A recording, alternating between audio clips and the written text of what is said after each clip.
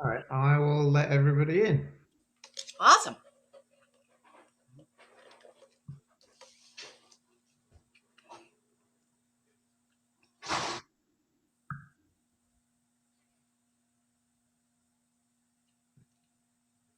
Hey guys. Hello, hello. Hey Lenora. Hello. You're Daisy. muted. Hey, Hi, good to see you and thank you for doing this. Hello. Hi. Good to see you both. hey Michael. Michael. Tammy. Hi, Tammy, hey. Michael. Hi, Tammy. Hey, Tammy, are you using your TV screen as a mirror when you practice? Hello. Hey, Hey I there. think you're using your TV screen as a mirror when you practice, right? Can you hear me? Tammy?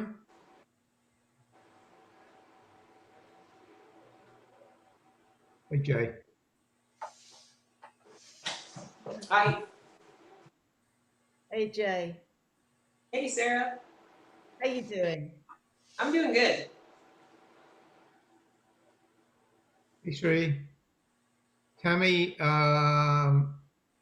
I'm sorry, yeah. She's having audio issues, she says. So, Okay. Hi, everyone. Hey Tammy, we Hi, hear hi. you now. Wonderful. I was impressed because I think you're using your TV screen as a mirror. Is that correct? You're looking. Oh, yes, that is right. oh my gosh. Wow. It's really That's clever. creative. Yes. Sweet. So welcome everybody. So we've done a few of these Q&As. Obviously, usually they're in person. So this is electronically in person today. And so it's pretty much an open forum. There's no particular structure to it other than, any question you have about your practice, about the postures, about the breathing exercises, or just about how to practice or what equipment. Anything is fair game. So who has the first question?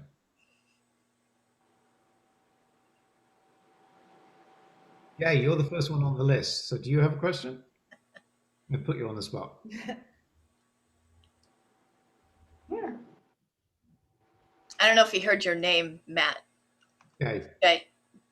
Oh, is he frozen? Jay, are you there? Oh, me? Oh, I'm Yeah, so yeah. sorry.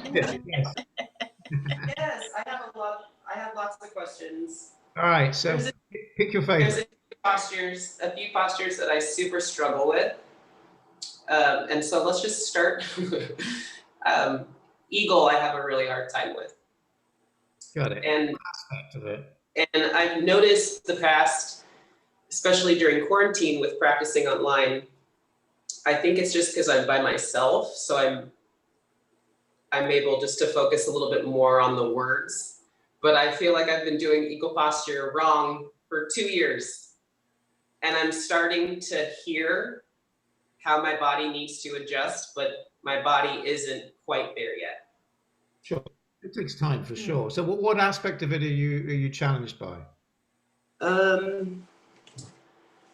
I think every part of it, trying to line up my body, I find the most difficult. I'm so embarrassed to say that whenever the teachers would say, move your body to the right and your legs, I was completely going the opposite way because I was so in my head about the posture. I was just doing what I thought was right, but not what's right. Sure. It happens to everybody. Nothing to be quite embarrassed. normal. Yeah. So when we say the knees, your ankles, your knees, your elbows, your hands, everything in one line from the front, because your arms are crossed, your elbows aren't actually above each other. So the right elbow ends up above the right knee and the left elbow is above the left knee. So that effectively, if you draw a line between your knees and between your elbows, everything would be in one line. And so if it's difficult for you to make that adjustment, which is typically on the first side is typically knees to the right and upper body to the left to get everything in one line. if it's very hard to make the adjustment, sometimes it's because you're sitting down a little bit too low. Which is probably yours. So it always with these postures, the form is the first priority, and the depth will flow over time from correct form. And so get everything straightened out with the knee bent, but not to your fullest expression and your fullest flexibility. And then once you've got everything in the right place and you've got stability in your structure in your asana, and then you start to work on the mobility, you start to work on the depth, and that can help. And so that's quite common, even for very, very flexible people who can seem like they're doing that posture very, very well. It would be the same thing, which is don't come down too low to begin with. Get everything straightened out first. So don't come down too low. Big common mistake. I get that correction often, don't come down too low.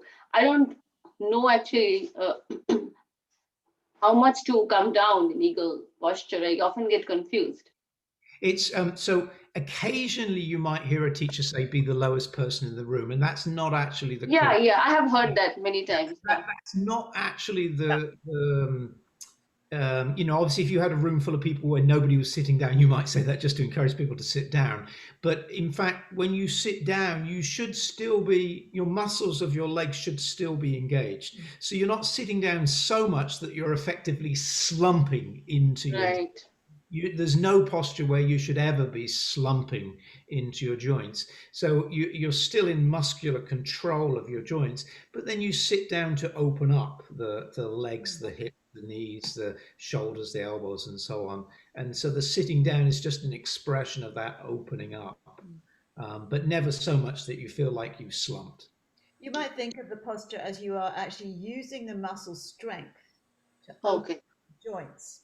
So if you're flexible, if you've got no muscle strength, which can happen if you go down really low, and get the foot all wrapped around, sticking out the other side, the whole foot, then, because I've done it myself, then you're no longer using your muscle strength.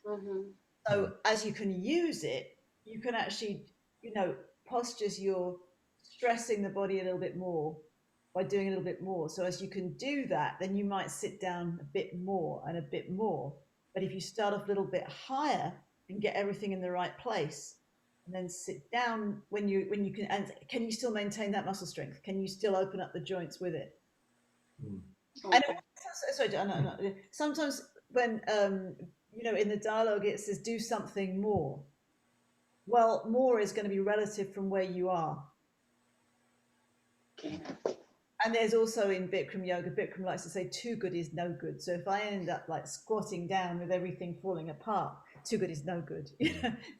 Yeah, I mean, for all the postures, the form is the first and most important thing, and within that form is stability.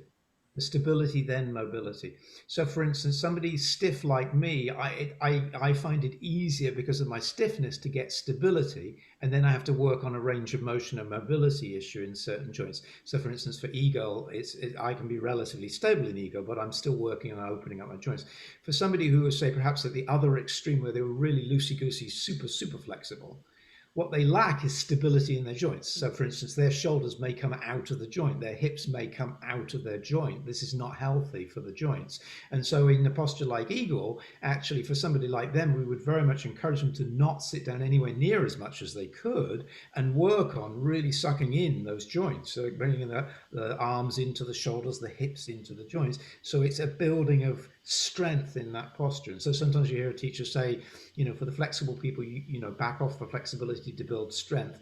For a strong person, use your strength to develop your flexibility. Michele, did you have anything you wanted to add? To chime in on that point is, we want to remember that we want to use our strength to gain our flexibility. So, for you, Shri, and I have it too. And you have to gain that awareness and knowing that you're sitting down too low. And remember, awkward posture, right, is preparing you for eagle. So, hips down into the chair, you don't want to go below the chair, but you have to know that insight for yourself, right? And what Sarah was saying too is I find too that the moment that I lose muscular control, I've gone too far. Yes, me too. There's a settled feeling that you don't want to have. Yes, yes. No, I really, thanks Jay for asking this, because I didn't know I had this question, but I did, because and I started laughing while you were talking, Matt, not at you, but because I was like, oh, that's what I'm doing.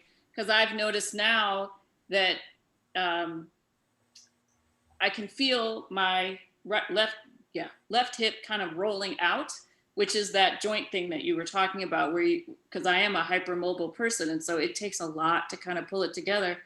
And I noticed that even in awkward, when I'm sitting down, that's where I start to feel it. If I get to a certain point, then I start to feel that. So now I know what that is. I thought it was just, oh, your body just doesn't want to sit down, but you're supposed to fight through it. But maybe it's because I'm doing this and I shouldn't do that.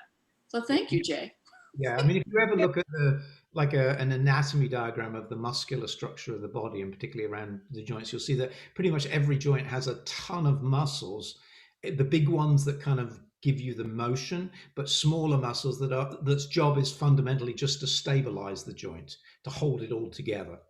And so, and in addition to the ligaments. And so what happens with people who are very hypermobile is they have very loose ligaments. And because they haven't developed the muscular control of the joint, the muscles aren't really helping them. So you have to, bring some extra concentration to that topic. So for instance, in awkward, bringing instead of just stretching your arm forward so that the arm comes out of the shoulder joint, think more that you're pulling the arm into the shoulder joint, like I'm trying to suck my shoulders together in very tight. And the same with the hips. So when you sit down, everything's kind of pulling in and it's feeling robust. You really feel like you're pulling everything together and strengthening the kind of core structure of the body. And so, and that, over time, you get the sense of that. And so then it'll become more and more clear when you are or aren't doing it. This is just a personal experience with it. I was instructed to stand up more in eagle, and it really worked for me. The whole posture changed. And then I started to sit down a little bit more. And I started to think, and if it doesn't work for you, just throw it away, that, of course, one posture leads to the other. So even though the standing leg in eagle is bent, I still have to think what my thigh muscles are doing a little bit, and the foot and the hip a little bit like standing head to knee, so that leg is actually doing something while the rest of the body does the posture. That's the foundation, even though it's bent. And that really worked for me as I sat down a little bit more to really concentrate what the standing leg's doing, not let it just, doing it like it's go to the side, hips loll out, all the rest of it. And thinking of what would I do in standing head to knee and adapting it for the bent leg was very, very useful in sitting down a little bit more, not all the way down in the toilet though. So. I'm sorry. Another question? Go ahead. I was just curious, Jay, what else made it hard? What else makes it hard? Well, eagle posture is tough for me because I feel like I'm working my upper body, and when I start the posture and swing my arms underneath, I already have a kind of a hard time lining up my wrists. That's already a struggle, but I'm focusing on that, especially the last few months. I've been like, okay, I've gotten that. I think, Sarah, from you a few times, you need to focus more on straightening out your wrists. It's not necessarily the grip, but it's the wrists, right? So if I try and make that what I'm saying. So when you have, people struggle to get the fingertips together, right? Yes. To get enough to bend.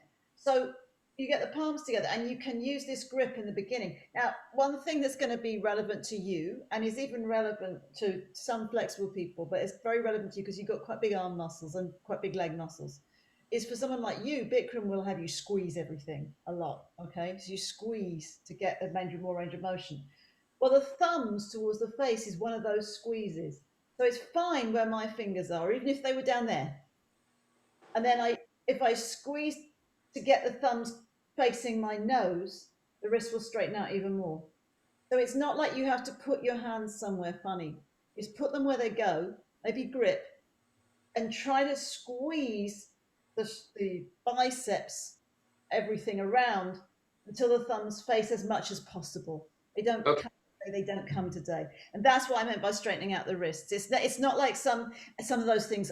Certainly when people used to say those things to me, and I'd be, what the hell do you mean? And I try all kinds of weird things but it's really a squeezing action. And if you look at Bikram do it, who's got big muscles, he really squeezes. So that's how that's another issue altogether than a super flexible person.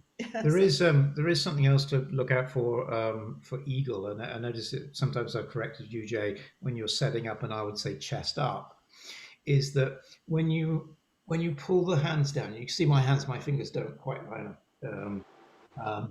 When you pull down, it's not down and forward, so it's not like your shoulders are coming forward and down, because that's not really doing anything. All it's doing is tipping your body forward like this.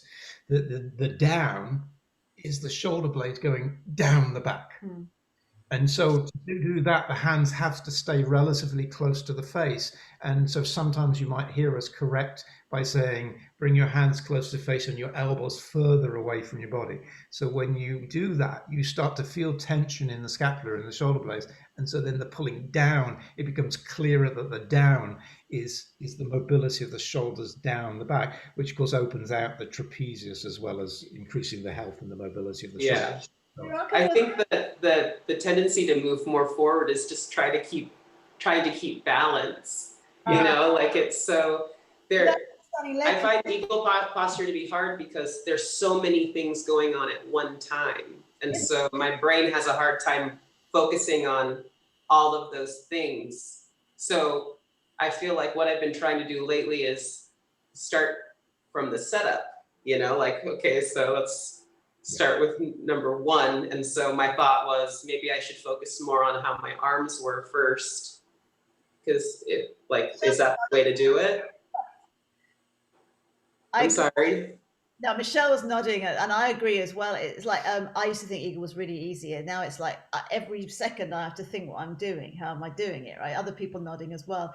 It's like you can do in the beginning if you want to loosen up a bit. This is not the posture, but when you first get into it, you can bring the elbows down a little bit, keeping the chest up. You can bring the elbows up. This gives you more range of motion. Then you get into it. But I will say, as hard as it is, keeping the upper body up. All that stuff you do in the beginning, stomach in, chest, upper body back, it's meant to stay there. And it's really difficult, but it does. What's difficult in Bikram yoga usually makes the next step easier. A bit annoying. And the chest up in eagle is very much like the first part of awkward. In the first part of awkward, it's not stretch forward and try and touch the front mirror, like move the body forward. It's the arm stays firmly in the socket and you stretch the fingertips forward, but you're actually lifting your chest up and back. So you're creating a little bit of a back bend in the first part of awkward. And it's the same thing that happens in eagle, that as you're lifting your chest up, you're bringing the body weight back so that you're trying to be more upright. And at the same time, pull the elbows down so the shoulders are going down the back. And it's, I mean, the truth of all these Bikram postures, these are hard postures. We're deliberately making it difficult. We give you one thing to do and it sounds really simple, sit down. And then we say, cross your arms. Okay. And then we say, pull your elbows down, sit down and lift your chest up and bring the body weight back. And now suddenly that's a lot of different things to concentrate on simultaneously. And that's yoga. That's hatha yoga. But bear in mind what Matt just said, and some of you know who Isaac Garcia is. He's the first male world champion, yoga world champion. He does the Jedi Fight Club, the back bending down the wall, all kinds of amazing postures. He said recently on Facebook, he practices 26 and 2 every day. He said it still challenges him every single day. And I've practiced with him and you can see that that's true. So it's not easy. It's accessible, but it's not easy. Yeah. And the more you understand about it, the more little bits you see that to do. Can I add a point to that? In awkward posture, especially first part, when it says to sit down, hips in the chair, spine straight to begin with, 100% of the body weight on the heels. So in the entire dialogue, it's A before B. So you want to do that first, literally do that first. And then in Bikram CD, he will tell you then only one thing left to do, lift your chest up. Yes. So as you start eagle posture, right, as you do this more and more, and I'm just, adding to what you, Matt and Sarah, what you guys said, that this is an entire process. Because when you first start eagle posture in particular, how many of us sat down and then stood up again to lift the leg up and over? All the way up, yeah. Right? You know, and we're supposed to stay down there, but you need to practice that, right? In first part of awkward, right? And then you're more warmed up to do that. And then the same thing adding to that, Jay, is you're setting up your upper body first, right? So you're trying to bring your hands to prayer position, pull your elbows down, and then even in the dialogue, fingertips eventually below the nose, right? So yeah, I mean, it's just, you just got to keep trying it, you know, over and over again. But how does it go, Matt and Sarah? The more you improve the body, the more you'll improve the posture. The more you improve the posture, the more you improve the body. It's just That's it. Yes. continual, right? And you can feel your improvements too. But just remember that in first part of awkward, like you're setting yourself up for eagle, right? We have to sit down, hips in the chair, 100% of the body weight in the heels, spine straight to begin with, then lift the chest up. Ooh, that's so hard. So. Hard. Oh, I stink at it. Matt is always telling me to sit down. Terrible. But right, that's the journey. It's the journey, and my spine is better as a result of the process. Yeah. Right. You know. You think about you when you pull the elbows down, you're like opening up the shoulders for the standing head to knee. So then you've got more, you've got more available to do that. It's really quite interesting. And they're trying it. I know we say this over and over again, and it sounds like tedious to hear repetition of the same thing, but trying to get all of that will still open up the body for the standing head to knee. It will still make the improvement when you walk outside at the end of the class. And you're reminding me, Sarah, because this is a correction you always give me. You guys think about awkward posture when we're asking you to be precise with your feet. Yes. How much dialogue 6 inches apart? Yes. So sometimes when we get to eagle, what are we doing to help us sit down more? We're changing the angle of the foot. Absolutely. Yeah. Yes. No. And Sarah has corrected me on that, because I'll find that I'll move my foot a little bit on the outside because it can help me sit down more, but that's not. Yeah. So precision in your feet and awkward posture is going to help your eagle posture and your standing head to knee, because you've corrected me there too, Sarah, where my foot will turn. It's very easy to want to do that, isn't it? Yeah. I don't do that. I turn that further up the leg, but it's really easy to make those little compromises. That's actually, I mean, that's a really good point, just to highlight that. You know, it's one of the things about the Bikram yoga that it comes out of Kolkata in India, and very much from a therapeutic yoga background. And in everything we do, it's always about bringing your body to the posture rather than the posture to your body. And so if you follow the instructions, for instance, they say if you have a hypermobile hip, well, having your feet in the right position in awkward will ensure that when you sit down that your body's starting to move in the right direction. And if that's hard, and if you fall out because you don't have the strength, it's merely just revealing those stabilizing areas of your hip, right? that need to be strengthened. And so then you just keep doing it and you get stronger and stronger. So it's a really good thing to bear in mind. It's a really good question, as you can see.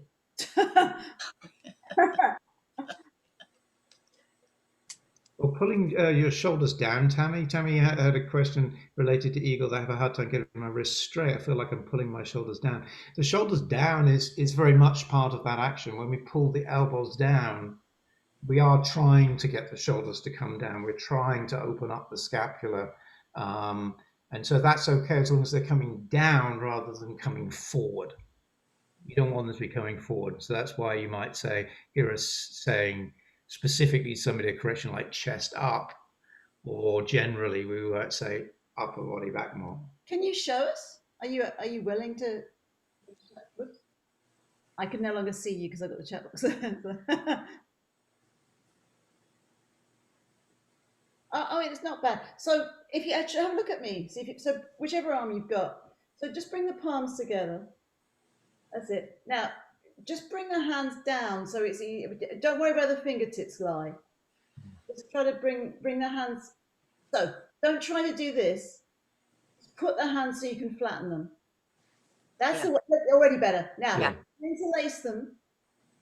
And now, look at that. And now you just try to bring the thumbs closer towards your face by squeezing biceps. And now release the fingers. It's not bad at all. Bring the elbows a little bit forward. Better. Much better. So you know, Sri was asking, you know, what exactly is the palm position? So the palm position is ultimately like this. I mean, obviously your arms are crossed and twisted, but ultimately you end up like this. But obviously a lot of people are like this because their hands aren't quite lined up. So it's kind of better to actually, once you've kind of wriggled your way into where you're going to get to today, it's better to, instead of doing this, actually straighten your hands. Because when you straighten your hands, so you've got a straight line from the elbow all the way up through the hand and through to the fingertips, you'll have much more direct access into your shoulder and scapular mobility, versus when you clench like this, it'll actually tighten up your shoulders. Because if you start to notice, if you put your hand just gently on your inner shoulder area and just sort of spread it across your shoulder, and then flex one or other of your fingers or your thumbs or make a fist, you'll start to feel that different parts of your shoulder are tightening as you move your fingers and your wrist. And so, you know, so it's okay to kind of wrestle your way in to kind of open things up. But at some point you have to say, okay, this is where they are today. So for instance, for me, on one side, it's pretty much always like this. On the other side, some days it's kind of gets to this on a good day kind of thing. But, you know, every day is going to be different. I just want to add. I do this, sometimes it's this. I don't know, you know, some teachers like they want me to do like, you know, this. So I do different things in different classes. It's weird, but it's true for me. Straighten them, you know, wherever you get to, once you kind of, you know, wriggled your way into it, try to straighten them so you don't have a situation where you're like this. Okay. Sometimes people are so obsessed about getting the fingertips to line up that they end up with a bend. You want to straighten even if they then don't properly line up. And that's okay. That's okay. Because remember, it's the actions that we're asking you to take that give you the benefit. It's not about whether you end up. Yes. It's not like you have more benefit because your fingertips lined up versus Matt, whose fingertips didn't line up. It doesn't work like that. It's the actions you're taking that are giving you the benefit, which is one of the reasons why it's so accessible and it will work for anybody. If they're taking the right actions, they are getting the benefits. And the same route will eventually, and not for everybody with every posture, but eventually it will take you to the full expression. But just by doing it how it's designed, you know, not by trying to get to the full expression, if that makes any sense. This is pretty cool. It's 28 minutes past and we're on Eagle. This is cool. So, I want to say I find this interesting, Matt and Sarah, that we're talking about this because, you know, remember this posture is helping to open up the joints, and the wrist is a joint. Yes. And it's probably a joint right now that's getting a lot of wear and tear. Yes. So be even more precise to make sure that you're giving that wrist exactly what it needs. You're trying to allow it to move and be mobile on its own. Yes. Yeah. Yes. Right? Not do weird things with it. So, right? It's the realignment again. So it's fascinating. I don't think I've ever talked a half an hour just about the eagle and the wrists, and it's good. It's indicative of maybe what we're, you know, going through right now. Yes. These are tight. It's also, I want to say thank you so much, Michele, Matt, and Cheryl. And I think you all are from San Jose. You are very lucky. I think you are students, and I'm an instructor. I think 3-4 years ago I got the training, but still I have a lot to learn. I mean, you have to really practice because just every day, every time is different. Yes. So I still have like home practice. I think is pretty good. It's I mean, no heat. Actually, I feel I can touch my forehead to my knee first time. Right? You feel have more strength, right? Maybe, but I just really thank you for all Michele and Matt, and you have San Jose really the top instructors. So you guys are very lucky, and you really follow the pure Bikram way. It's a therapy. Really, it's they call it a prescription, right? Prescription to exactly that. Heal your body. So I'm really thankful. Now I want to ask just one question. I know we follow the dialogue the work because like meditation, blah. But I know 3 works, not in a dialogue, but I think it's pretty helpful. I want to ask you questions. Is you have to relax, then open your joints before you stretch. These 3 works. You think it's good? Is it make sense?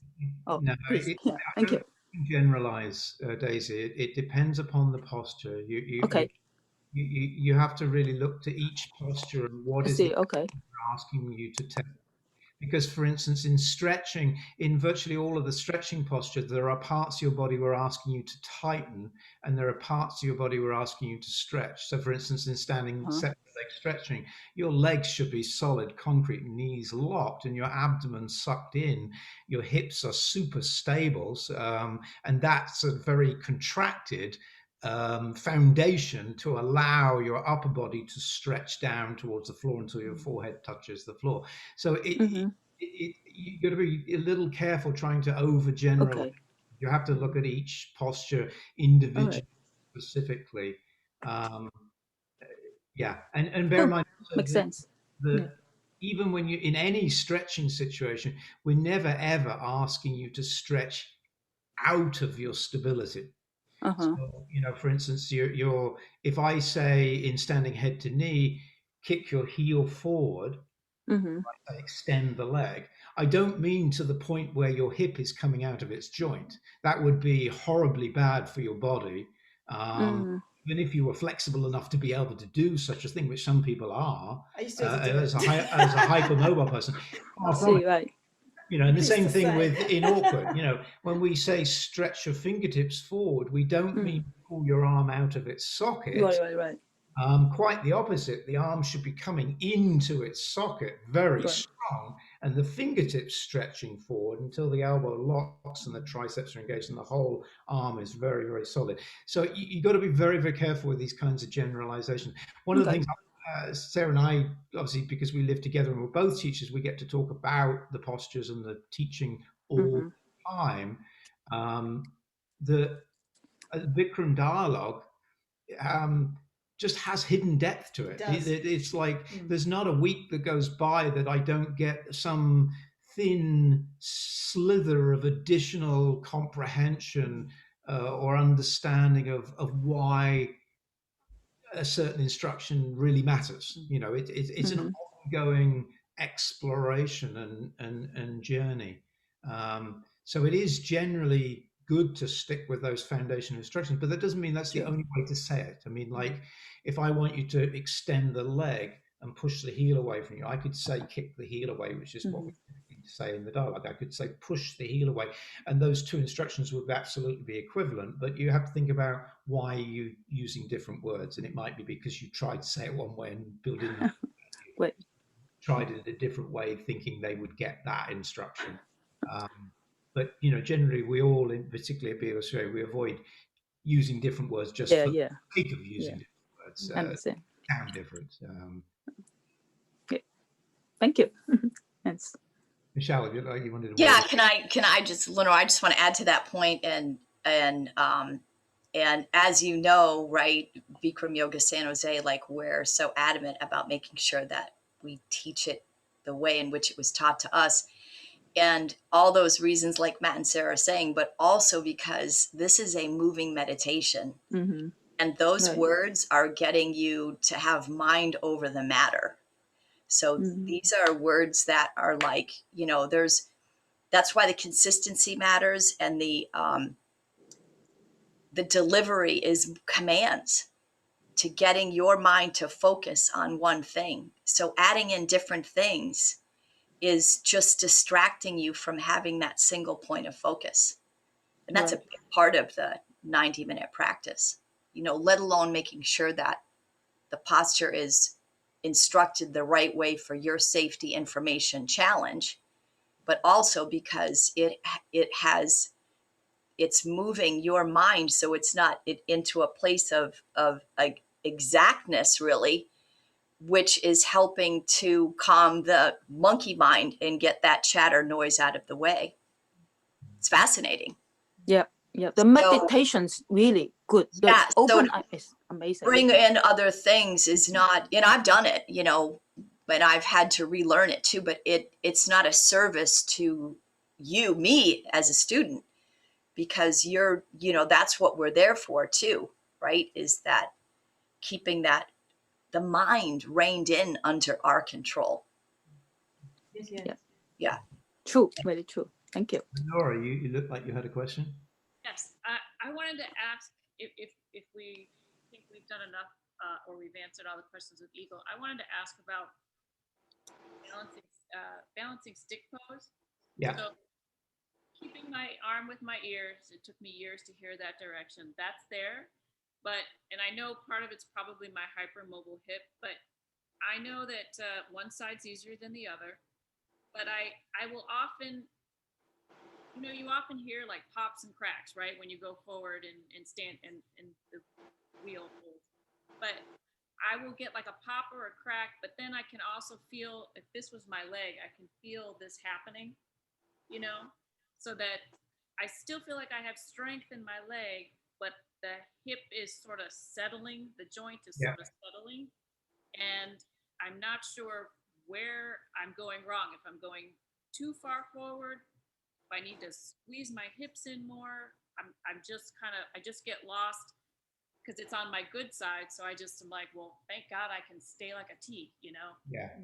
It's so for all of the standing postures, especially the one-legged standing postures, when we're asking you to typically lock the knee.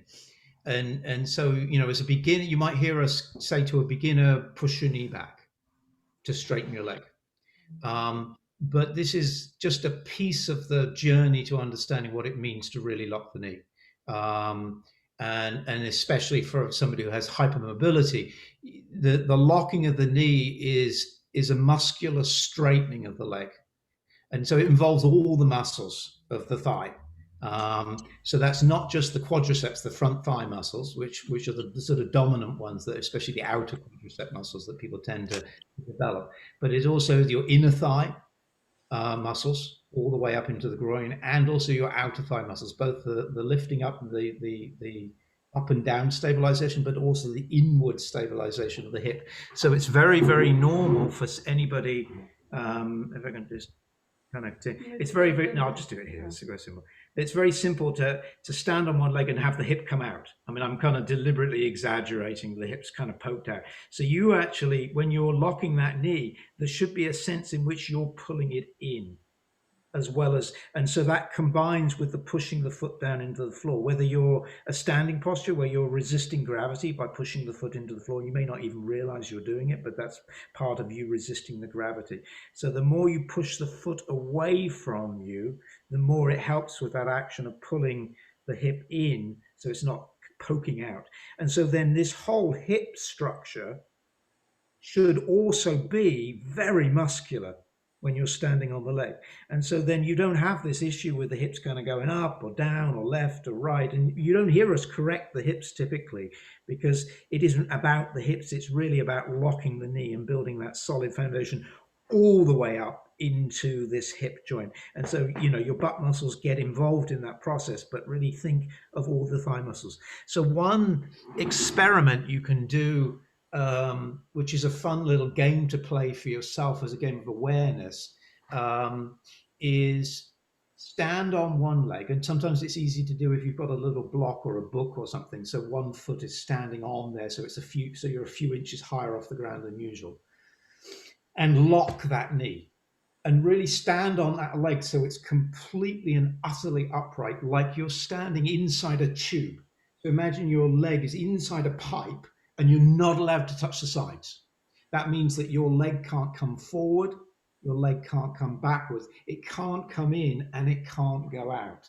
And so if you bring your awareness to that and then hold that locked leg, and you can do it next to a wall so you can lean on the wall so you don't have to worry about your balance, and really concentrate on holding that tight, contract, lock knee for maybe 30 seconds. And you should find it exhausting. You should find it a tiring exercise to do this, and then switch legs, just switch around. That's a really good awareness exercise to really get that sensation. Am I really completely and comprehensively locking my knee? I mean, including that strength and stability in the hip joint.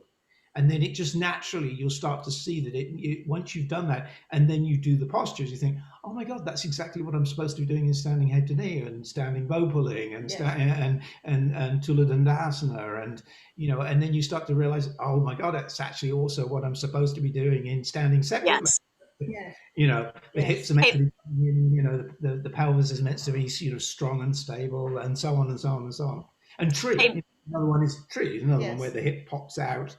Same thing. Go on, Michele. Matt, I want you to give everybody the other exercise that you were sharing with me, and I'm sure Sarah too, where your leg is in a cylinder like that. Yes. So that's another good.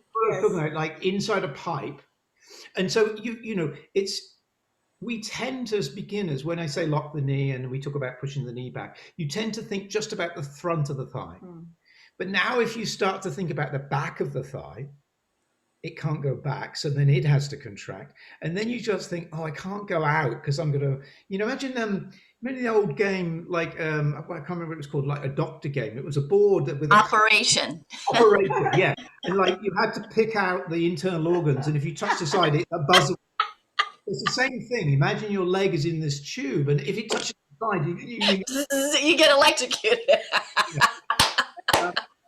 So that's a really good exercise. And once you do it a few times, and like I said, if you stand on a block or a couple of books or something, so that so the other foot is just not touching the floor.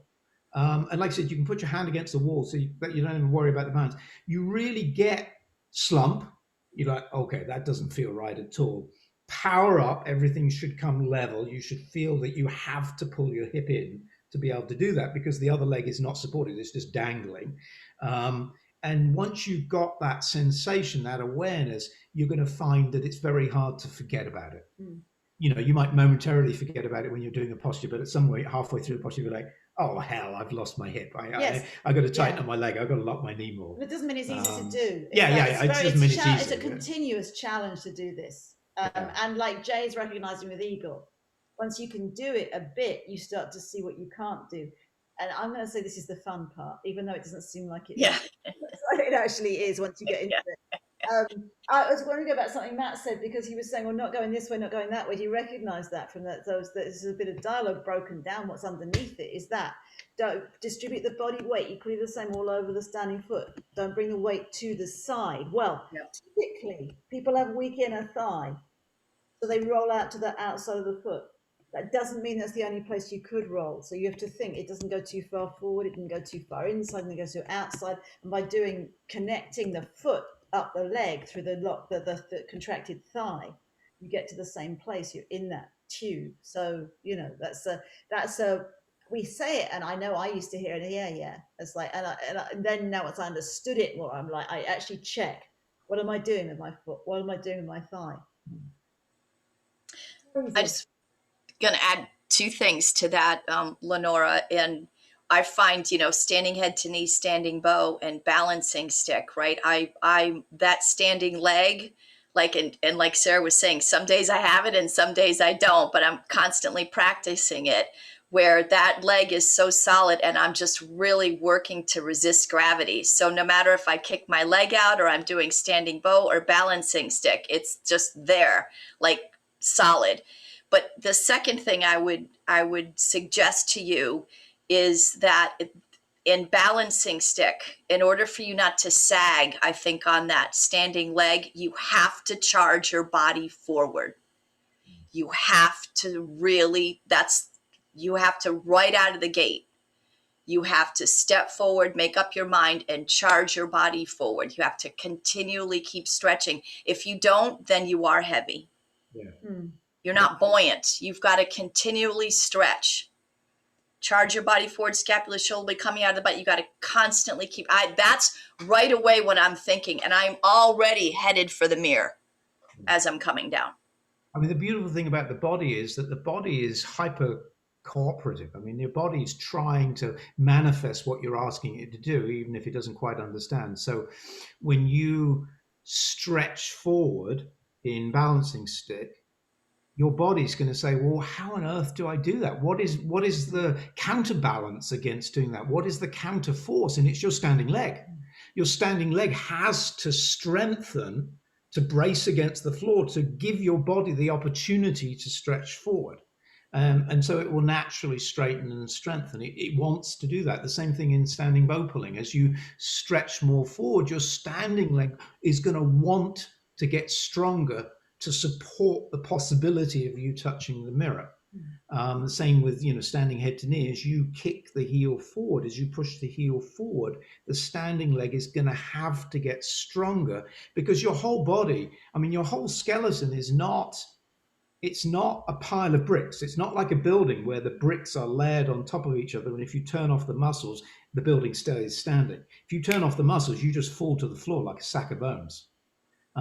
Your body is a set of counter-levering pulleys, and not pulleys, but it's all the muscles are countering each other and tensioning each other to be able to do something. So yeah, to Michele's point, sometimes when one area of your body is not exhibiting strength, it may be because you're lacking effort in another part of the posture. And also mentally, like too, if I don't think about it, that's why we say use 100% of your strength in half a second. If you're late, it's over. Because if you're, a lot of times I think when we think balancing stick, and I did this for years, is you automatically think I'm going to go down. You want to charge your body forward, right? Yeah. You got to make up your mind, step forward, lock your legs, and charge your body forward, so you're already, it's not going down. Yeah. Yes. Yeah. Matt said something today in class, and he's like, have you ever thought about how you resist actually moving forward or doing what the posture, your body's fighting against you? You said that to us today. Yeah. And it, because I know that's the only standing posture at this point where I have pain in my back. And that's what keeps me from moving forward on that one side. The other side, I can go down really fast, but I am going down. I don't know that I'm actually like not arching, but like reaching up and over. So I have to work on that. Yes, and again, with balancing stick, something you can do if you're trying to explore some inhibition in that posture is, aside from just doing the posture itself, which is obviously the best way, is in balancing stick, for instance, if your issue is your hips, you could come down and put your hands on a table at the height that they would be if you were doing the posture, so that you don't have to worry about the balance, and really work on your standing leg and your back leg, and really extend them until you can feel the strength in the hips. Or the other way, if you're not really learning how to stretch forward enough, put the back foot on the table or a chair or something of an appropriate height, and work on really stretching forward, so you can get the connection to the sensation and the action that's really happening, and then put it all together and do the posture. So that you really get a sense of that. That balancing stick is really stretching the body apart. I saw this really cute video a long time ago of two kids, and I think they were Tibetan or Nepalese, somewhere up in a very mountainous area. Two young kids. One of them was like 5 or 6. The other one was like 2 or 3 years old. They come to this. They're on this little mountain pass, and part of it's broken away and fallen away, and there's this big gap. Well, it's big for kids.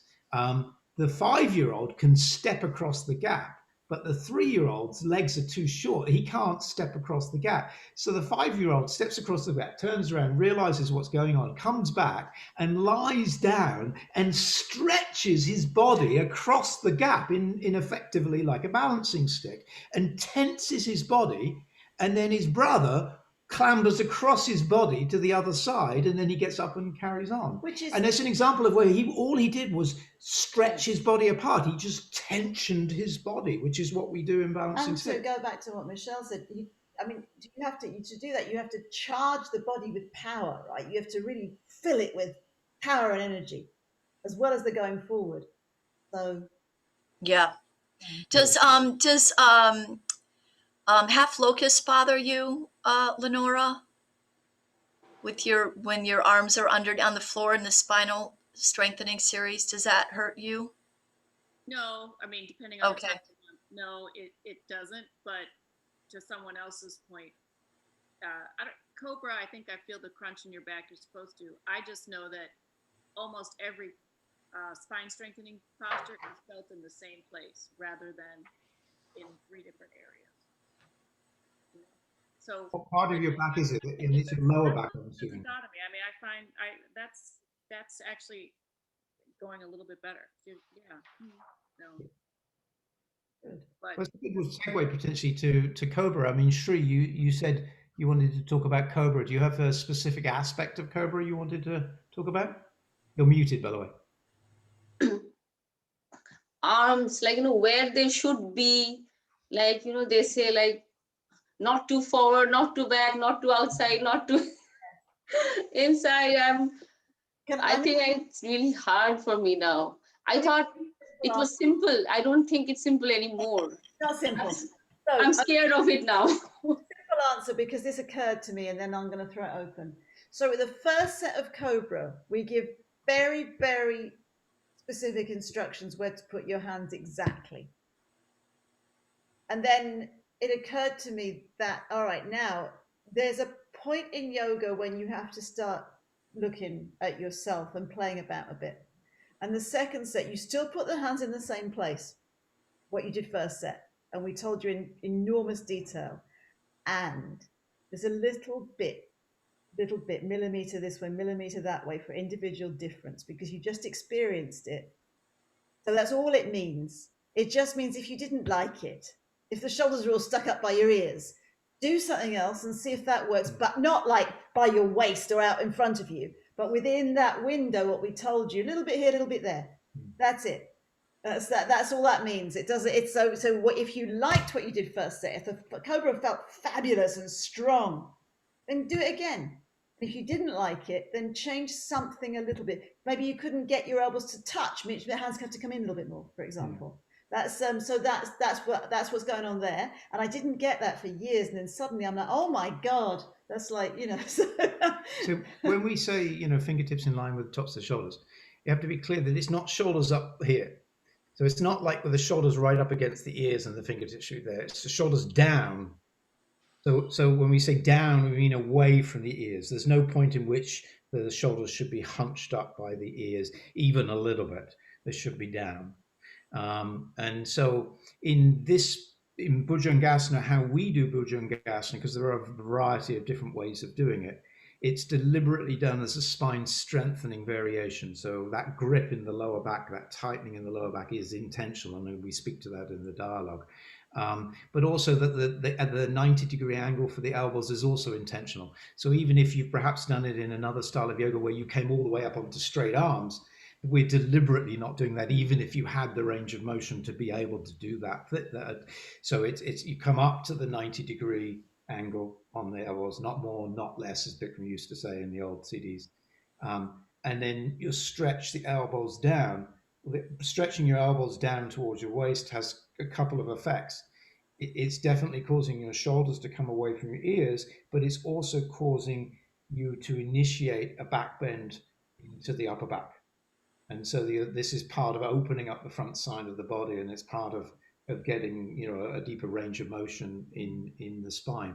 But the legs, as we talked about this morning in this morning's class, the legs are really a fundamental foundation for that. If you think about a snake that rears up, when that snake rears up, its lower body is on the floor. So the only way it can lift its upper body up is because of the strength of what's actually touching the floor. And so your thighs and your hips are very strong. The knees are locked in this posture because that's where the foundation of the strength that then comes up through the spine is being built. And so one of the most common beginner issues with the posture, aside from hand placement, is that you end up thinking it's all about pushing up. Yes. Or trying to lift up, but without a solid foundation. So if your hips and your thighs are kind of a little loose and you try to lift up, you're going to find that you just can't lift up very much. And then you imagine it's because you've got a weak back, but it's not. It's probably because your legs and your hips have lost the strength that we are invited you to gather together in the setup. So that's why Cobra is such a beautiful posture for setup, because really 98% of your experience of the posture is how well you set up. It is. I'll have days where Yes. I was really paying attention and really working hard. And I prepared myself really well. And I'm like, whoa, what just happened? And then the next day I'm like, oh, I can't come up. And I'm like, it's because I wasn't paying attention during the setup. Michele has a great cobra. What do you think? Yeah. Well, I can say a few things. I'm just curious, Shri, what's your question? Was it the hand placement, or what's your,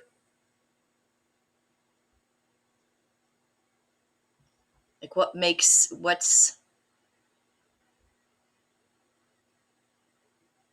is she typing? No. How's it supposed to look exactly? Okay, well, you don't want it to look the way it used to look on me, which was, my throat going up to the ceiling and not my chest. And, and that took many years of awareness to figure out that I wasn't really, I have such a flexible neck that it was my throat and my head going back that was lifting up like a cobra, not my chest. Oh, there's a lot to talk about with this posture. All the weight evenly distributed underneath your hands and palms equally the same is a huge instruction. And maybe all of you test yourself and really see if you feel that all the weight is evenly distributed. Because a lot of times it's too heavy on the palms or too heavy on the fingers. All the weight evenly distributed. And don't be afraid to put some pressure of the weight in those hands. So, sealing up your legs so tight that literally you feel like you have one leg, like a cobra. Don't open it. I mean, there's just no end to the amount of strength really pointing those toes. So the energy, I almost feel the energy going out through my toes. And then my hands, if they're properly placed, right, then I really squeeze my butt to help myself lift up. I'm not really thinking about the weight in my hands. I know it's there, right? I'm actually using some of it. But, Sarah and Matt and I have talked a lot about this posture. I think that the hands are an extension of your spine. Me too. I think the hood of the cobra is from the belly button up. So that's a good piece of the dialogue. It's telling you a body part. Belly button down on the floor. The rest of the upper body's in the air, right? It should be up, not, it's got to come up.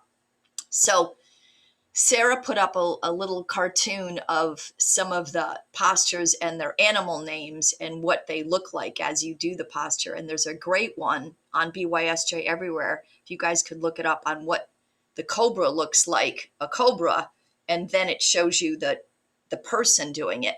And this person's head is not back. It's just lightly looking up towards the ceiling. So remember, body follows the eyes, but it doesn't mean you have to throw it all the way back. Right? You got to use, yeah. If you guys can see, this is from Bikram's Blue Book. Hopefully you guys can all see that. And so in particular, you see that his hands aren't too far forward. I mean, there's a middle ground in their placement. You don't want them to be too far forward. His elbows are back so that he can stretch his elbows down towards his hips. And as he does that, that's pulling his shoulders down and back, and it's lifting his chest up, and it's causing his upper back to start to open up. So you get in the Cobra, you both get a lower, and you do get a mid back opening in Cobra. If your hands are too far forward, you'll feel like you get so far up and then you feel like there's just nowhere to go. And if your hips are if you haven't tightened up your hips and your thighs, then you just feel like you got no power to come up at all. There's no, it's not, you don't feel like there's any source of power to be able to lift. Can you put that up again, Matt? I love that. That's really good. You guys, that's a great example of awesome form. He's doing it the right way. It's a good one to look at because he's trying to earn his flexibility with his strength. His belly button is down. Look at that. right? His legs are together, his hand placement. Now you can see he's not very flexible in his up, but look at his belly button is down, and that's how you work it. His elbows are in, his elbows are stretching down, and he's not letting his head fly all the way back. But do you guys see that? He's really trying to work his strength to gain that flexibility in his spine to come up like the hood of a cobra. I think that's a great picture, Matt. Thank you for bringing. I think the form is. There's not any correction there. Hands were flat, not cupped, open, right? Too. You can see could you see, Tammy? Like his hands were flat. He had his hip bones down, his legs were all one, and then the hood of the cobra is trying to come up. So it's beautiful. Lovely. I want to pick up something you said, Michele, about the arms are part of the spine, because sometimes when people really don't get the cobra posture, it's possible to say, like, the setup is really like you're turning yourself into a snake. You don't anymore have arms and legs. You have a spine that runs from the base of your neck to the tip of your tail. So when you're in the right setup, this is what you've got to work with now. Yeah. Everything's confined. Yeah. You've got a spine. Yes. No, it's really cool. I mean, you really do feel like you're the snake coming up, right? Yes. Yeah. It's a very important posture. And Matt and Sarah know this. In my training, Bikram would have us do that sometimes 3 times if he didn't like how our first 2 were. It's a very important posture to get. So it's good to question it and study it, because it's a compression in the lower lumbar. And that's, the upper body and the lower body meet right there. And that spot takes a lot of stress, a lot of issues there. And you're trying to get that compression so it opens up. Right. And then there's more mobility, which, Lenore, I'm going to go back to you for a second. And I'd love that you brought this up, because I'll watch your practice. I really think those 4 on the floor, let's just keep working hard on those. Yeah. So, one experiment I think it was this morning, I invited the class to do with Cobra, which you can try again, another little training exercise, which is, not in class, but, after or before class or something, which is you lie down like you were setting up for Cobra, but instead bring your hands behind your back and interlock your fingers and straighten your arms and tighten and lock your knees. Just set up your lower body exactly like you were doing Cobra, and then stretch your hands towards your heels. And so you basically, your body will lift like it does in Cobra, but the power is your thighs and your hip muscles, and you're stretching your arms towards your feet. But what it does is it really brings home to you how important your legs and your hips are, and how fundamental they are to accessing that strength. And all we're doing with the arms is we're using a different point of leverage for the arms. Instead of the arms in front, the arms are behind, but effectively everything else that's happening is the same. And it's a really good way to really get related to just those thighs and the hips. And then once you've done it, again, go back to the proper form of the posture and approach it with a fresh experience. You might go, oh my God, that makes such a difference. And then, you're you're in the races again. Yeah, and I told Matt I would do it, and I did, and it made me realize how much I don't use my legs. Amazing, isn't it? It did. Yeah. It did. It was fascinating. Yeah. Yeah, because sometimes people with back bends, when you're doing a back bend, sometimes people say, I'm getting too much stiffness in my back, and too much congestion in my back, but it's actually the front of your spine that needs to open up more. It's not that you need to compact the back of the spine less, it's that you need to extend the front of the spine more. And so you understand in Cobra, and that's where the stretching the elbows back down helps, is that you're really lifting the front of your body. True. Yeah, that's true. And of course, same thing happens in Camel. What else? What else do people have? Anything else? Anything? I'd like to talk about hips. Hips. Yeah. Hips. Mine are very tight and pretty uneven. I have some issues on one that I don't have on the other, and one rotates one way easily and not the other. When I'm in standing separate leg stretching, I often get encouraged by the teacher to relax my hips. And It's hard for me to get a sense of what that even means. I guess just because they are so tight and complex, I don't really know what it means to let go in the hip area.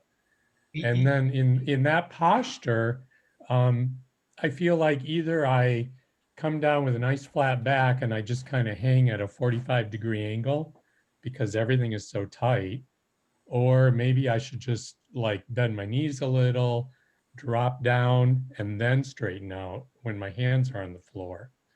So that's kind of what I'm wondering, what the advice is, how to handle that posture. Have a look at a different posture, which is how, because you've got your hands on the floor, right? You want to have a look at. Well, the only way I can get them on the floor a lot of times, especially the first time, is to bend my knees a little and sort of bend over, drop, hunch over, You want and to then have I can straighten out. the posture that's like what you're, because you've got your hands on the floor, so you can see what I do with it, and it's all strength. So I am naturally flexible, but I use a lot of strength for this posture now. But I just want you to see what you might do with your hands on the floor. So it's not rounded. I'll switch. Yeah. We're going to switch the camera. Hang on. This is one we prepared earlier. Cool. So Matt is actually going to teach me while I do this posture. I'm going to do these. I can go on. Yes. So when you see, look, I'm going to have much bigger legs, which will work for you. Yeah. Big because step. I'm not going to need to grab. And this is just beginning. This is just for Michael. I think if you can grab your feet, don't do this. But because you put your hands on the floor anyway, I'm going to get a big, wide step. And look at me come down. I'm going to lift up. I'm not going to. There's nothing relaxed here. It's like this. And then I'm going to come down. I'm going to come down. And then I'm going to put my hands on the floor where I can do it. So your hands different places, but what I'm trying to do, I'm going to really exaggerate this, is now I'm going to stretch from here down. The hips are actually very tight, but the muscles are tight. So then I'm going to pull, stretch the spine, and Matt's going to correct me now. Yeah. So I'm going to show it physically as well, because I want you to understand it's not your hips that need to relax, Michael. Can you guys still hear me? Yeah. Okay, good. So I'm going to use a strap, but it's just like she was doing this for herself.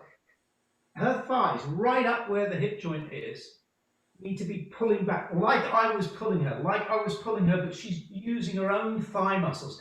This is part of the action of locking the knee, but it's pulling back and up into the hip crease. And the same thing, the abdomen is lifting up and back. So effectively, the more I do this, the more she's going to fold. But she's folding by using muscular power here and here, which causes the fold. And what happens is the more you engage here, the more this loosens, creating more looseness here. So it's not the hip joint. Those joints should always be firm and engaged. It's actually usually it's the tightness of the hamstring and the psoas that prevents somebody, where somebody comes down and they get to like here and then they just just can't come down anymore. And the solution is more thighs. So I'm showing this one for Michael because this is kind of what you're doing anyway. But you see, when I say not rounding the spine, but actually trying to with the muscularize, so the spine, the back of the legs can relax, and what Matt said, and stretch the spine. For those of you that do it the normal way, though, see, all I need to do at this point is go back here. My legs are a bit wide for me, and now I'm in the posture. So it's the same posture, Michael. Yeah. And but since you've got the hands on the floor, you could use that. No, just go back in one more time, because I just want to show one more thing and I can show it on Sarah because she's my wife, but I wouldn't normally be so close to a student. So go down, halfway down. Halfway? Just put your hands on the floor. Okay. So for Sarah, aside from the legs being strong, the hips are coming in, so those are coming in, so the legs are strong. Remember the legs, this is your foundation, the hips. But also for somebody like, say if Sarah was Michael and you were very, very stiff, you have to have a sense that this part of where the sit bones are, that has to be kind of lifting as you pull back and you lift. So everything's coming in, so everything's rotating, it's coming in and lifting, which gives you the freedom to drop. And so the more you lift in the back, the more you can drop in the front. And so literally at the end of the day, it pretty much is like I went and I literally lifted up, you know, and lifted back and up. You guys are hilarious. Yeah. Wait. I want to add one thing. Sarah, Yes. can you go back again for a second? I know, I'm going to make it, I don't want you to do it third time. But Michael and you guys, did you guys see she did not drop her head one time? Did you see that? Yeah. That is amazing. So Michael, when you do that, you cannot drop your head. See how it keeps your spine? And yes, I love everything. That was a great demonstration Yeah. with what you're showing. And also too, Michael, remember hands to feet. You've lost it. It's your hands. It's your hand. Whoops, sorry. I'm trying. Michele just said, Oh. what I'm going to do is come down without the neck. So, all right, here I go. Look, I look fine. Whoops. Here we go. And it's like, you know, let's go on then. Yeah. But did you notice how Sarah's spine won't even let her spine stay straight? He does lose a little bit, you know. But you know, and Emmy will tell you never change your eyes. Don't change your head. Chin forward, look forward, lock your knees. Chin forward, look forward, lock your knees. And remember, Padahastasana, hands to feet, your half moon is so critical. You've got to really work that posture to start stretching and opening up your hamstrings. And then we kind of follow through, right, with the warm up and standing head to knee, standing bow, and bouncing stick. So you get to this posture. And Michael, you should be a little bit more warmed up, but keep your chin forward and all those other great things, right? The contraction of what you do to the how strong your quadriceps muscles are. And I love that idea of lifting up because your hips you have to think about your hips going up. It's quite legitimate to play with it. What I would say, that posture, one of my better ones. Matt and Sarah, your camera, we can't see you. Particularly there you are. Ones that I am more proficient in, and that would be one. I'm constantly changing it throughout the posture. I think there's sometimes the tendency to, well, I get there and I can't do anything, so I stay there until the teacher stops talking. But what you can do here, well, it didn't work, who cares? What will you do to make it work? Any of those things, try to lift up the hips, try to move the hands around, maybe further back, maybe tighten up the hips and keep doing it. And that will be sufficient. That playing about will be the first step. You know? Yeah. It's the same thing. I can just quickly because it's the same. Can I also play around with how much my back is flat or extended or? Yes. I'm sorry, Michael. Let me just show you because it's exactly the same issue that you have as well. Also in stretching the Paschimottanasana. Yeah. It's the same issue, and it's the same deal. So you guys can, you can see me. Yeah. So if I round forward, and it is my tendency, I work on computers, I round forward. You can see that my upper back up here is bulging backwards. I mean, obviously I'm exaggerating it, but you can see my shoulders are rolled forward and I'm rounded. And so if I pull here, all I'm doing is just tightening my body. Nothing's happening in my hips. My hips are pretty much upright. Now, when we grab the toes in this posture and we walk the hips back, the arms are initially meant to be straight, partly because we do say chest up, chin up. And you see that my upper back, instead of being kind of hunched backwards, my upper back came forward and up. And this is the same thing in the standing posture as in Paschimottanasana. Yeah. You want to keep that upper back moving forward, the chest lifting, and that uncompromising approach to your upper body means that your lower body, where your body meets your hip joint, it has to do something. And so now it's stuck between two opposing forces. It's stuck between your thigh muscles contracting, your knees are locked, refusing to budge, and your upper body straightening and the chin up to help you do that. And then the only place that it can go is that your hips start to open up. The backs of your legs start to open up and your whole pelvis will start to tilt as you come forward and stretch forward. But if you don't have the upper back engaged, if you don't have the upper back engaged, then it's just going to bend. And so then all of that effort just gets lost in the forward bending of the upper back, and nothing's happened with the lower body. So you've got to be, I mean, imagine if I literally walked up behind, say Sarah, Sarah's woman wears a bra, turn her face that way, turn her face that way. So literally if I ran forward, just punch your shoulders forward. If I pushed Sarah here, I pushed her right where that bra clasp is, right in her back, and I pushed her forward like that, and I made her do the posture whilst I was pushing her forward. That's what you're doing for yourself.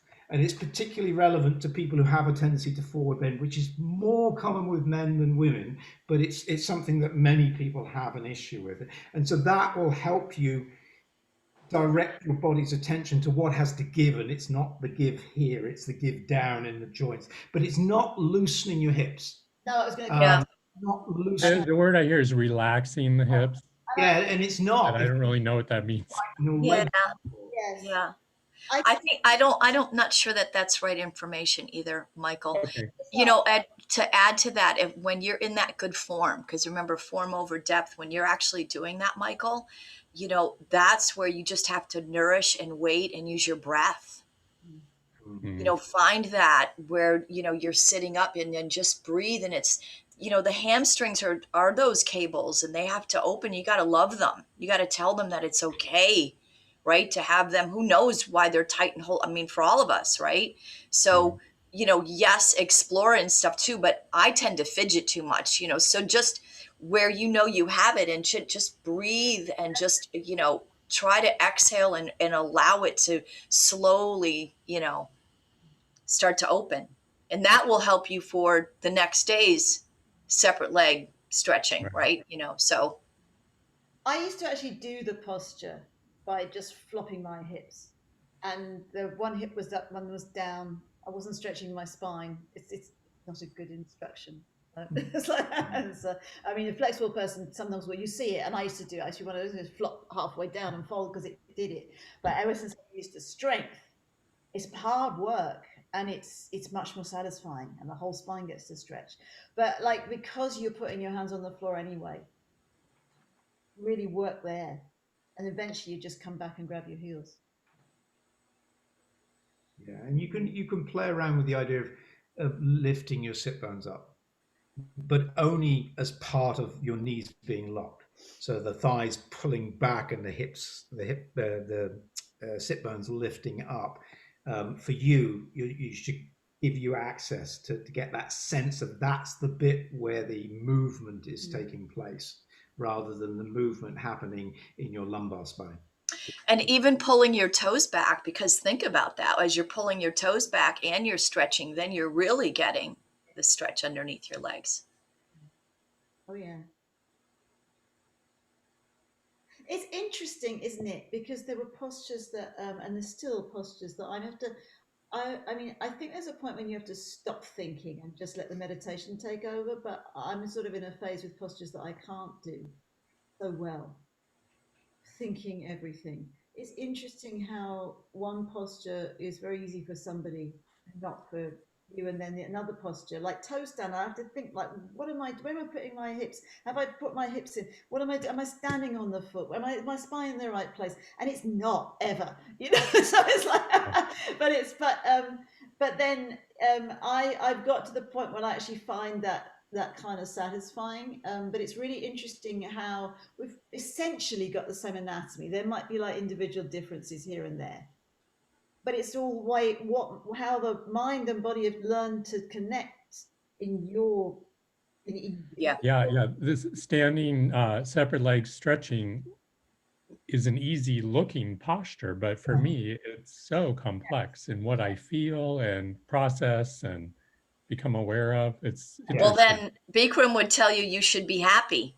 Yeah. Right? If you think like it. Yeah, see, that's it. Yeah. Sure. Yeah. I'll tell you that what the other thing Bikram says, the longer it takes you have it forever. Some of the postures that I was the worst at, I've got quite good at, comparatively, and really that awful long time to get the technique really came out the other end. Yeah. And also, Yeah, like you said, me too.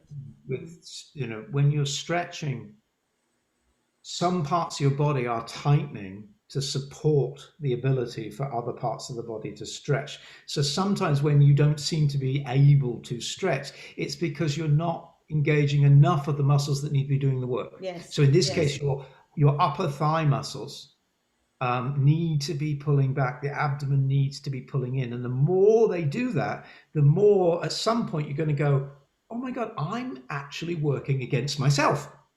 I'm actually tightening something that's absolutely 100% in the way of achieving what it is I'm trying to do. And that's where you have those little aha moments and you let something go. It's true. And then you realize you let the wrong thing go, but it kind of half worked. And so then you gradually refine your understanding.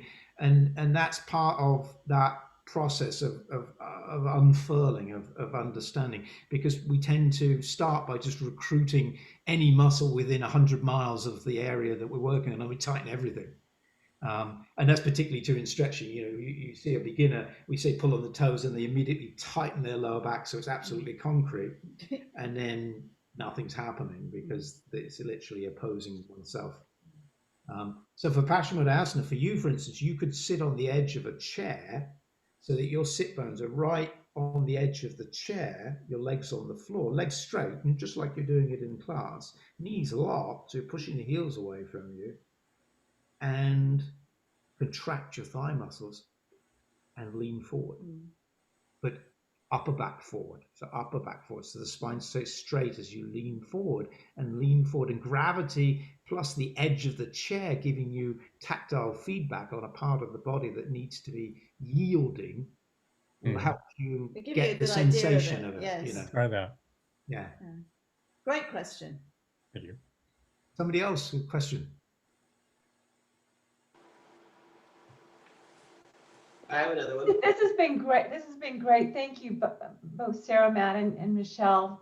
I haven't been practicing for about a year now, and so this is just helping me get my mind back into it. Yes. And just all my, all your head stuff going on this last year. So it's been really nice to. Oh, please, Jody, I teach in about an hour. Come on in. Yeah, I will. Yeah, no, thank you. I think it's awesome that you jumped in on this, that you can tell that you're making the initiative. Head. And, without the hot room and the people, and then the COVID, and, it's just, it's hey, really you guys, would you guys all agree that even the online and in your home practice is worth it and good? Should we cheer her on? Come on, Jody. Yes. Yes. Definitely. Yes. Yeah. You can track, Jody, you can practice with the camera off. I mean, obviously we can't correct you, but if you want to start like that so you're comfortable, and you do whatever you can, and it really doesn't matter, because like I said at the beginning, yoga's not about achieving a physical outcome. It's not about chasing a result. It's about a set of actions that we've invited you to undertake to create a process of self-realization. And the side effect of it is that various parts of the body improve, and muscular control will improve, organs will improve, and there's a lot of physical side effect benefits, a lot of mental side effect benefits, but it's really your attention to the process. So it doesn't matter, you could stiff as a board, you could be distracted every 5 seconds, it doesn't matter, it's still working. The wonderful saying, the only bad yoga class is the one you never showed up to. And other than that, it's all good. Whatever happens. Yeah, I mean, it really does distill down to one thing. You're stretching, and you have to stretch. That's how you improve circulation. Otherwise things atrophy and don't work, and then you also have a mind that, tends to stay stuck, right? So even though you don't have the heat and humidity, you're still stretching. You're still aiding in circulation, and you're still coming away with an amazing sense of peace. You'll feel it even without the heat and the humidity. So it surprised me.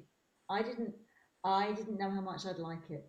I didn't want to stop practicing in March, and I did not know how much I would enjoy it. And I was trying to make my house super hot in the beginning, because I thought that was really necessary. And I now have some heat, but I don't even mind. But each heat or not heat is equally good to me now, honestly. And I was really somebody who liked it very hot. Yeah, I agree. Jay, you look like you had a question as Yes. well. Well, yes, you were saying if there's any more questions, but Supta Vidrasana, I struggle with also. Yeah. And I think it's because there's more than you have to focus on a lot at once. But Yeah. Matt, with your classes on Monday mornings, you've been something kind of helped, which was trying to relax my hips in that posture. Because I feel like for so long, because I have tight hips and I've focused more on bringing my knees together. And when I do that, I unintentionally tighten my hips. And so I find the last few classes you've said, relax your hips, try to relax your hips. So I find, I feel the change happening. It's not, it's not perfect at all. It's not even close to, but now I'm having a hard time because I'm trying to focus more on my shoulders staying on the ground. And I find that when I do that, I find myself almost trying to bring my shoulder blades closer to my bottom. Yeah, don't do and I that. feel like I'm doing that. I feel like that's wrong. Yeah. So when we get you into the posture, we say, we bring you down, and we then say, tuck your chin in so your neck's flat against the floor, and then whole upper body relaxed on the floor. And then the next thing we ask you to do is bring your arms over your head, grab the elbows, and lift the chest and the stomach up to the ceiling. And what I see often very flexible people or very physically motivated people will attempt to lift their chest up by bringing their shoulders closer to their hips. And that's not the posture.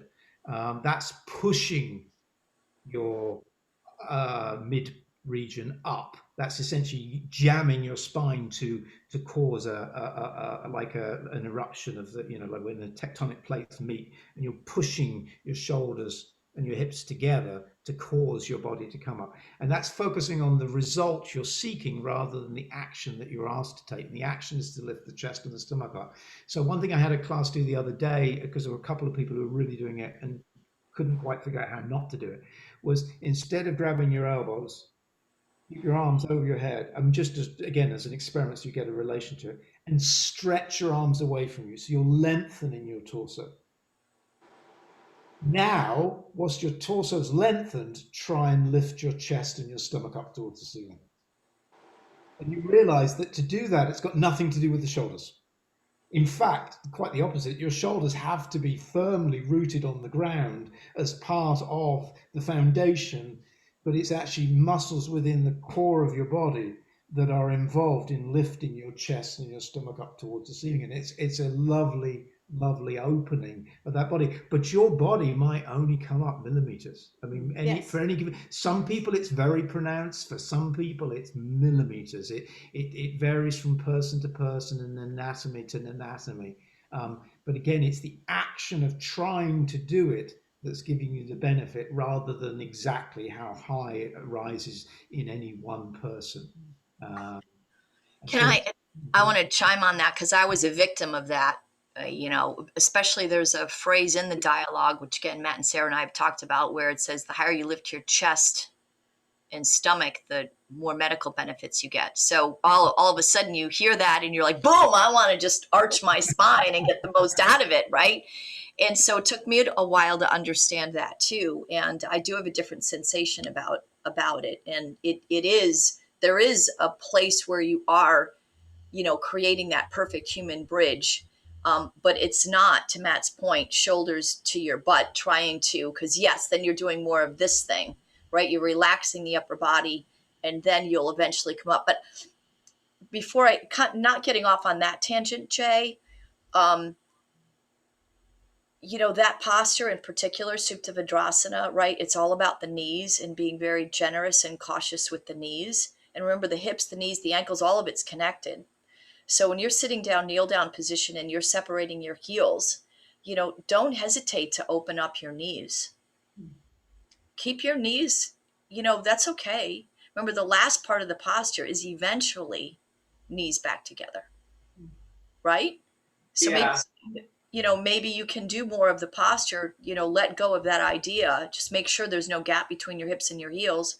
Open your knees, go down one elbow at a time, head, back of the head, whole upper body, shoulders relaxed on the floor, arms over your head, grab your elbows, pull your elbows down, tuck your chin in, no gap. Take a deep breath, lift your abdomen and chest up, right? And eventually, right? Don't rush to, don't think you have to keep those together, in other words, in order for you to do the rest of the posture. Maybe be generous to your knees, do the expression of the pose, and then eventually see if you can't bring your knees back together at the end.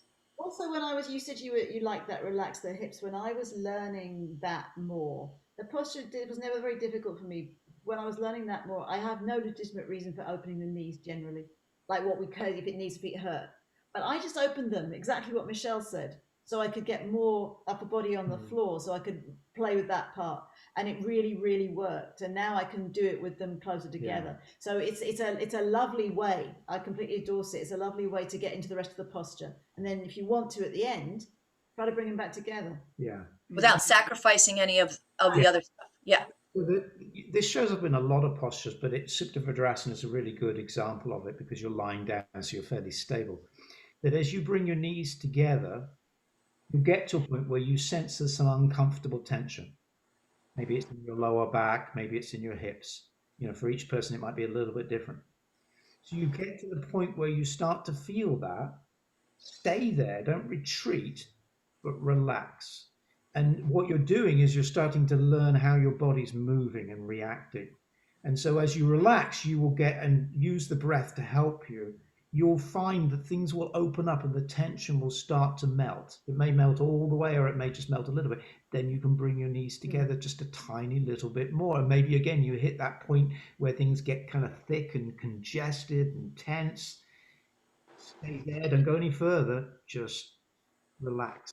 And if you can't relax, back off just a tiny, like a millimeter, to the point where you can relax, still holding tension, but let it melt, and then go. And so, that journey to get your knees together could take 5 years, but every day is an interesting exploration of how to open things up. And it's the same thing, Michael mentioned about opening up the hips.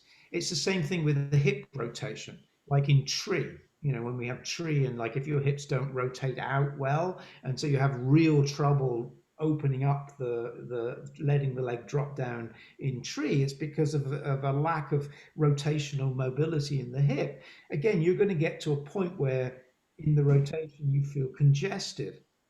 Get to that point, or just at the cusp of that point, and hold it and try to relax into it. So in that sense, in the tree, it would be about letting the knee drop.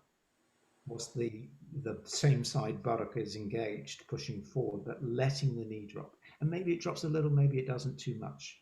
And then you go a little bit more. So, so each of these times, you're going to have to just get to the cusp of it and then explore it, and just recognize that it might take many years, or it might all happen in the space of a few days. Who knows? I was doing an exercise, a different posture, but I was doing an exercise where we were trying to put our legs in preparation for lotus. And you learn to lie down on the floor, lie down on your back, and then let your legs drop down in front of you, like crossed in lotus. My legs are up in the air. I mean, literally, they're up at a 90-degree angle. I couldn't get my legs to drop. And then I waited 30 seconds, and they dropped to about here. And then they're stuck. They're absolutely stuck. 30 seconds later, they dropped to here. And now if I kept on going on for 10 or 15 minutes, I might have eventually got them all the way down. Now, obviously, in a class, we don't have that length of time to explore it. But it's that kind of analogy where you can play with that. And of course, after class, when you're all warmed up, you can always then go and just focus on one of those postures and explore it. But never force it.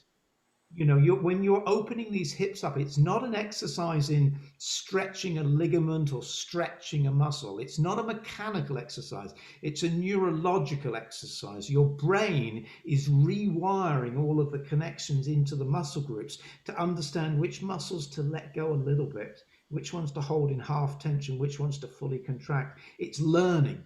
And that's why it's kind of useful to approach it gently and slowly, but you have to get to a cusp. You have to get to a point where something is happening to be able to do that exploration. Does that make sense, Jay? Absolutely. Yeah, cool. Yeah, Jim Callett used to call it, right, standing on the edge of a cliff, right? And you're just taking your toes like a 16th of an inch off the cliff. Yeah. Right, you're taking yourself just a little bit of a threshold outside of, just your foot back. You're fine. You're looking out a little bit over. It's like, ooh, right. Your attention is there, so you want to find that. That's why we say, you want to have a stretching sensation, but not a pain sensation. Yeah. And Supta Vajrasana is a very interesting posture to research or to go slow in. Is because, it's so beneficial for the knees and the ankles.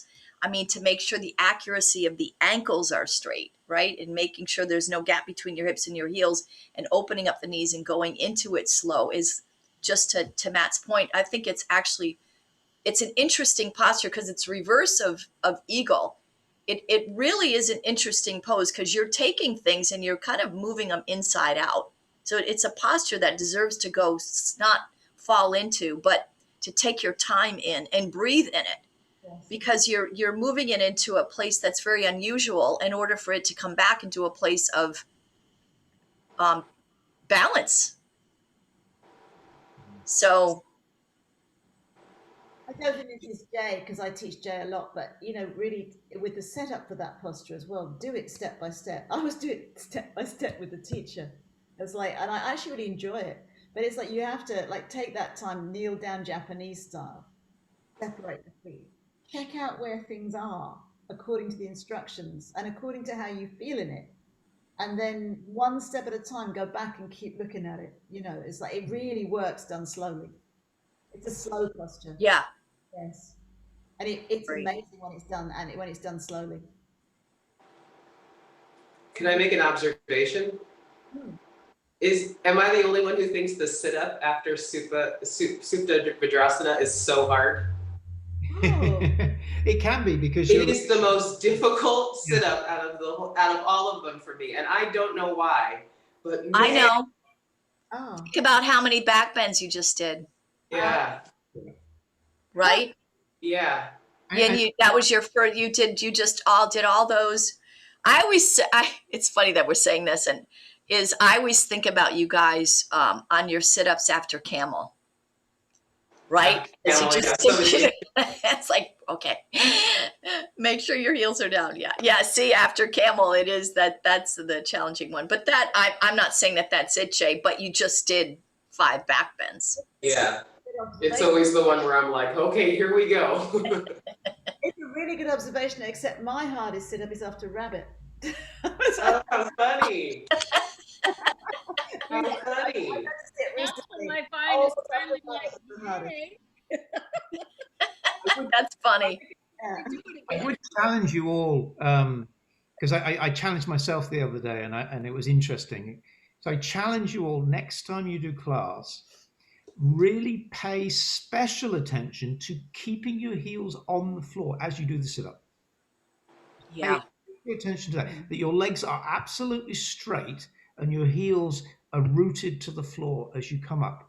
And as you focus your attention on trying to satisfy that as you come up, it will change how you're using your back and your hips and your upper body quite a bit.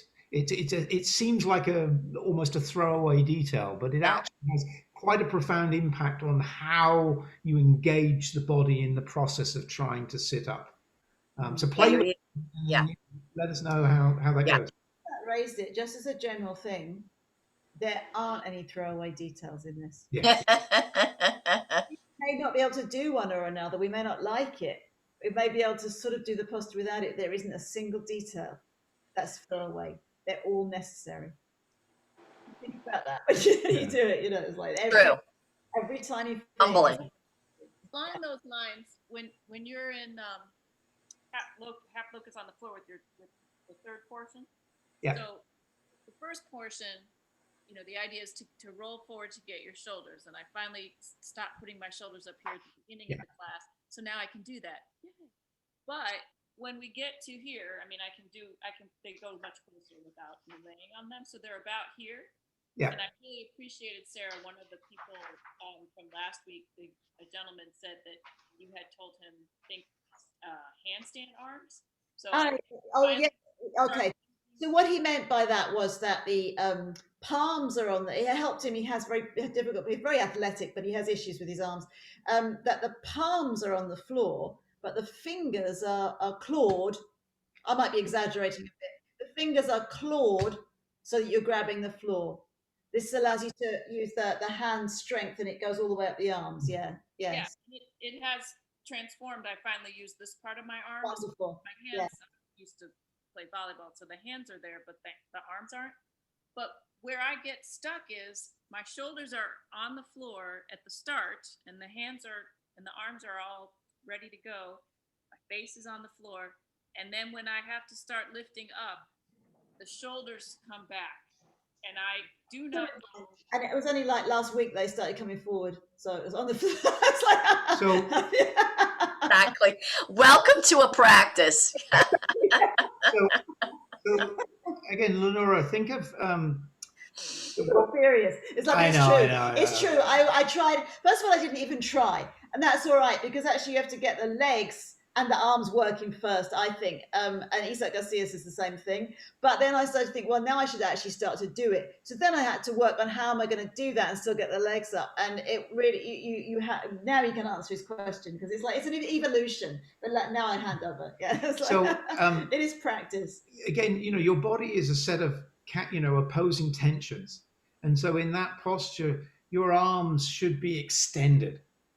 And so obviously the extended down is obviously shoulder comes down, but it's almost like you're trying to do that. I'm kind of exaggerating, but that tension when and it's kind of captured in the simple instruction to grab the floor with the fingertips. But there is a sense in which you are actively straightening your arms and actively grabbing the floor with the fingertips, and so your torso is already wanting to come into the shoulders. Now, when you lift your legs up, depending on where you're at, the body may tip backwards, even so. But the action to stabilize against that would be to extend your arms more, literally like you were stretching your arms down towards your knees, say. But of course, it's not your arms move because you're lying on your arms. It's your torso that moves. And so instead of your arms moving down, your torso moves up. And so effectively it helps with that action of the whole of the body lifting. I'll tell you what helps. This is like, and again, it's just to finish that point, because we talked about it in Cobra, because what you're doing at that point is you're lengthening the front of your body. Now that's the underside of your body because you're facing down, but you're lengthening the front of the body. And if you just like an old mechanical thermometer that has two strips of metal that expand at different rates, if the underside expands quicker than the top side of your body, then your legs are going to come up and you're going to start to bend upwards. And that's effectively what's happening. There were a lot of things that helped me with locus. One was learning, it's been a long process. One of them learning to lock the knees, which I still work on. One, actually, it's not in the dialogue for locus, but thinking of that charging the body forward, like that really helped me. But the other one was the recognition that when I learned very recently, flexible people are very stupid in general. It's like, at least I am. So it's like, so the locking the elbows in half moon, everything is squeezed. I'm actually using the arm muscles. I've got straight arms. And I suddenly thought, all right, in locust, it's meant to be the same. He already taught me how to straighten the arms. I'm going to do the same thing. Then grabbing the floor helps it.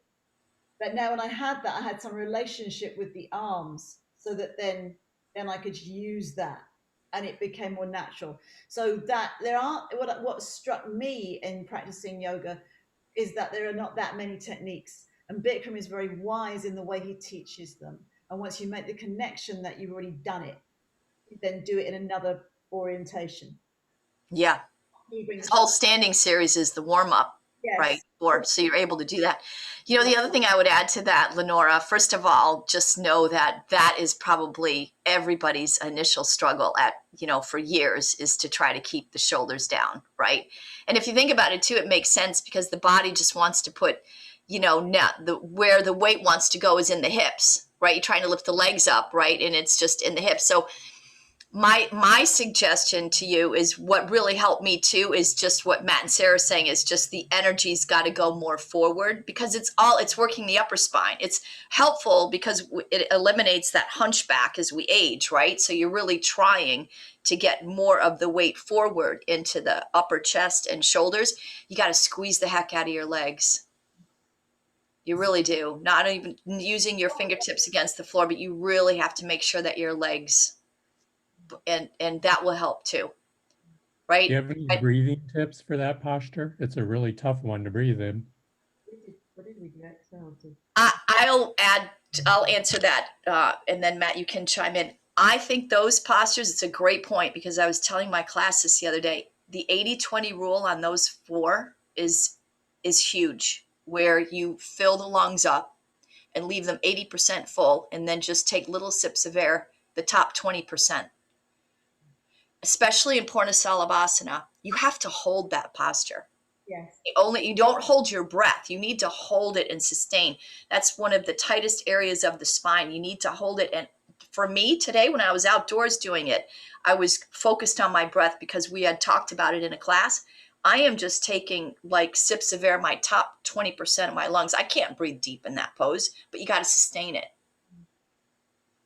So it might be helpful. I feel like I exhale so much in locust, just trying to get up. All the air goes out, and then it's hard to even do 20. Exhaling does let you extend. So if you're trying to do, I mean, I find that exhaling does let you extend, but then you have to find a way to do it. But you'll lose your strength if you exhale all of it. Yeah. All the strength. That's the problem. Extend through it. Yeah. Yes. Try not exhaling all of it. Yes. Yeah. You know, and see. And again, this is another learning, learning how, all of Bikram yoga is learning how to breathe. And there are different ways that you can breathe when you do these postures, and it's interesting sometimes to play around with them. We cue them in a particular way for these postures for beginners. Often when I do that posture, I actually inhale continuously on the way up, rather than taking a deep breath and lifting my leg up. I actually just keep inhaling, and I use the process of inhaling to get higher and higher and higher and higher. Yeah. And sometimes it works wonderfully, and sometimes it's like I've lost the plot and nothing seemed to work properly. You kind of play around with it a little bit, but it helps to have the right foundation. If you're going to do that type of approach, if your setup is really solid and everything's in the right place, it really works well. It powers you in the direction you'd already set yourself up. But if you hadn't set up properly, then it kind of fizzles and doesn't really work properly. Same thing for full locust. When you have the arms out to the side like an aeroplane wing. Same thing,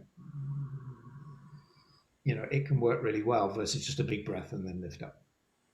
Does anybody else have the issue? I used to have this as a beginner, that when I heard the teacher say the dialogue, I was like, well, I'm doing it wrong. I should be doing it like that.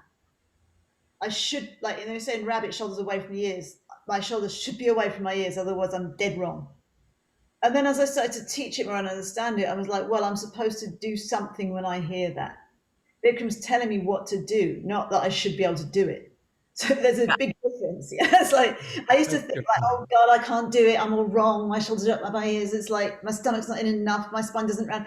None of this is relevant. All of it, he is telling you through us when we teach what you should be trying to do. Yeah. So if you can't do it yet, that doesn't mean there's not a reason for not doing it or for thinking you're dead wrong or despairing. It's just, he's only saying, Shoulders should come away from the ears. That's it. If he was standing in front of you, it's very easy when you hear him saying it. It just is, well, try this, try that. This now you should be doing it, yes, but at the same time, it's really just trying a little bit. You know, you try a little bit what you can't do, and if you can do it, you try a bit more. It's like it's that's, and if you can do it one posture, you just kind of enjoy it at the maximum depth. But it really, I don't know if it's only me, so I apologize if that. But as years I was like, I should be doing that. I can't do it. It's like, no. Well, and I think what Bikram is doing too is, right, he's helping you not underestimate yourself, Exactly. right? And he's getting you to think about doing it. And you always say that, right, Sarah? Think of it, right? And just by putting our mind on it, eventually over time in the future, if we try enough, right, we'll be able to do it. So, which is a great skill to have in the use of how you want to live your life. Very much so. Yes. So don't underestimate and don't despair either. You know, you just try to do it, and then you come back and you try tomorrow. And the act of trying today will improve the trying tomorrow. It's very interesting how that happens. Yeah. I think you can Start to believe in yourself. Today, you know. Yes. Yeah. Yes. Wow, you guys. Well, I need to get ready for 4:30. I could talk for. I mean, you know, Sarah and I and Matt know this. We love getting together talking about this. So I'd be up for doing this again. Yes. I also want to say, if you ever have questions, you can always ask us by some medium. You can ask. Yeah, of course. Get in contact with us. So we like answering the questions. So please do. We mean it when we say ask questions. We like talking about it. Way to go, Tammy. Congratulations, guys. Yes. All right. Thank you. Good to see you, Lenora. You too, Jay, Michael. Nice, Jody. Yeah. All right, Sri. And of course, if you have any more questions, don't hesitate to contact us. Facebook, email, etc. Don't hesitate. Yeah. Well, I said it again. Your wife just said. Bye, you guys. Bye.